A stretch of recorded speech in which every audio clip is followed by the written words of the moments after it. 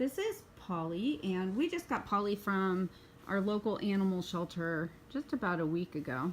She's snoozing on the couch, and she's obviously made herself right at home inside. And I wanted to show you how we integrate a new cat, because if you already have a cat, or say you have some dogs, when you bring in a new animal, it can cause some turmoil. So we've done this a few times with cats, and it's worked really well, and I'd like to show you how we do it. Okay, so we're in our basement. We also have a basement, and this is kind of a catch-all area right now for a lot of different things. But when we bring in a new cat, we start the cat down in this area, and it's fairly, it's okay down here. It's dry. It's not the most organized place, but I put some blankets around, and we have a place, with the kitty litter box. We get it all set up for the little cat. It's quiet down here for the most part, but you can hear all the sounds from upstairs. So we first put the cat in here. All by itself, it has its own huge area and a little chair to sit on, come down and visit. So the cat is down here so it can have its own safe place to just kind of wander around, get used to where it's at. So we'll leave the cat down here for a couple days, a week, depends on the cat. You'll have to see how the cat is doing. And once we feel that the cat is doing doing comfortable and doing well in its environment, we will then start maybe taking it up to the garage, which is the mixing area for all this stuff. And obviously not by any of the other animals, but cats and rabbits can get along really well, in case you're wondering. But I'll put the rabbit away.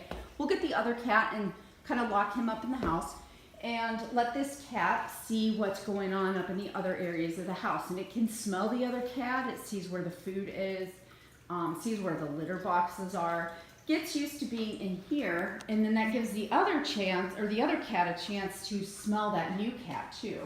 And it gives it a chance to see the rabbit.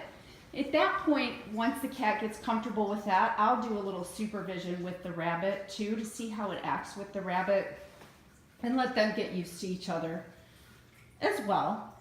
And then after, to see how they're doing, I don't know, maybe we're going to see a little pouncing here.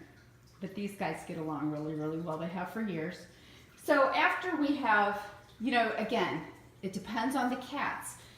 We just brought this new cat in, and it was only really, like maybe a couple days, 4 days. And at that point, I'll usually let the dogs out into the garage with the new cat so that the cat gets used to all that, because I've had the most problem with cats actually mixing them together. So see how that goes. Once that's going really well, then I'll start letting the cats meet. Now we have this cat door that goes into our house, like I said. So my final stage in all this is once the cats meet, I will then open the basement door so that that new cat has the opportunity to just come and go as it wants, and the cat that we already had has the opportunity to come and go too. And as long as they're doing well together, I then let the new cat figure out how to get into the house, because I definitely wanted to know how to use a cat door so it can get out and go to the bathroom before I let it in my house to pee all over. So we've had really good success with that, actually. Most of the time the cats learn to tolerate each other. Sometimes they'll have some spits and spats, but they usually do pretty well. So I hope this gives you some ideas, and you may have a similar setup, or at least a separate room. When you're bringing a new cat in, you definitely want to have a separate room that you're putting that cat in to keep them separate. I think that's really stressful for everybody to just throw them together. But thanks so much for watching. Please subscribe to our channel so you don't miss any of our videos.